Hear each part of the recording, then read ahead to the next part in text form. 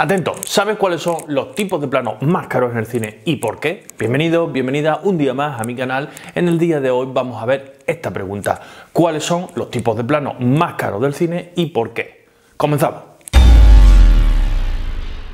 En primer lugar, explicar que esto no es un top. Vamos a explicar qué tipo de planos son los más caros. Es decir, nosotros tenemos una serie de planos dentro del cine, dentro de la narrativa, que te dejo por aquí un vídeo por si no lo sabes, y realmente pues vamos a ver qué tipo de plano y por qué son los más caros. Es decir, el coste de grabar un primer plano, por supuesto, no es el mismo que el de grabar un plano medio. Así que la pregunta más lógica y la que nos trae a este vídeo es ¿dónde se nos va el dinero del cine? ¿Qué planos son los más caros? Bueno, pues en realidad los planos más caros son los planos generales. Así de simple. Ahí no hay más. Pero bueno, vamos a explicar por qué. El plano general podría definirse como el plano que nos enseña toda una escena o que nos presenta un escenario. En este tipo de plano, el personaje o el actor se ve en el acting o haciendo las diferentes acciones que tiene que hacer dentro de este plano general. En muchos casos, estos planos suelen ser de acción o más bien de acciones que hace el personaje para mostrar el contenido de lo que sería la escena en sí o el desarrollo de la narrativa de la misma película. Incluso en estos planos generales se ven una serie de efectos derivados del desarrollo de la historia que nos meten más en el background de lo que sería el film en sí. Dicho esto, entramos en materia. ¿Por qué estos planos son indispensables y por qué son los más caros? A pesar de que nuestro personaje se suele perder en esta inmensidad de plano o en esta globalización del plano general. Precisamente esto es así por definición. Por ejemplo, cuando nosotros tenemos un diálogo de un personaje en una habitación, una trinchera, un coche, no necesitamos casi nada para rodar. No necesitamos efectos especiales ni demasiados recursos, solo los actores, la base del cine prácticamente.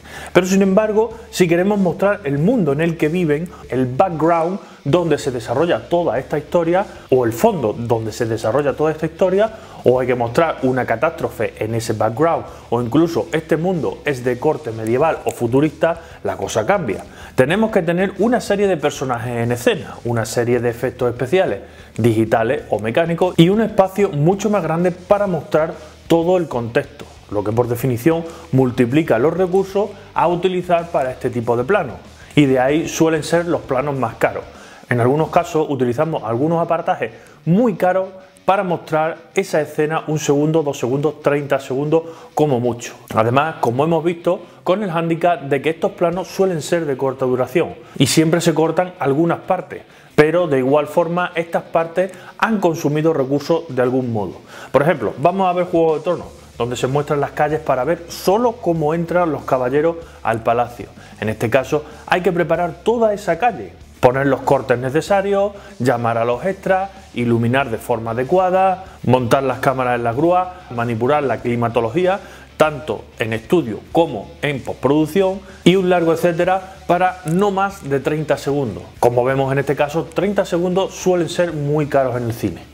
De la misma forma podemos tener entornos completamente digitales, pero no menos costosos por ello, como pueden ser las batallas de naves espaciales de Valerian en la órbita del planeta Mul, o los encuentros de la Enterprise en el espacio cuando ésta es atacada severamente, en los que también hay ajetreo en el puente de mando de una forma específica. Por supuesto, a estos planos generales hay que añadir los planos cortos o los planos de situación de los personajes. Como habíamos visto en el Enterprise, pues bueno, tenemos planos del puente de mando haciendo el acting, cayéndose, moviéndose el puente, etcétera, etcétera, que esos son otro tipo de planos generales o otro tipo de plano situación, pero ya implican un personaje o implican los actores haciendo, bueno, pues lo que tienen que hacer dentro del entorno que tienen que hacerlo. Combinando estos planos de acción general con los planos cortos o los planos de diálogo de esos actores, tenemos la dinámica perfecta para el desarrollo de lo que sería un film.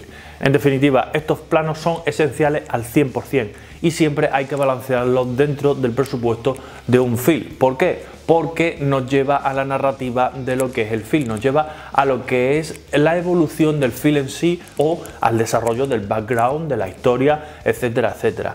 ¿Por qué? Porque simplemente poner a los actores o rodar a los actores ya nos chirría de una manera, sobre todo si tenemos un mundo mucho más abierto.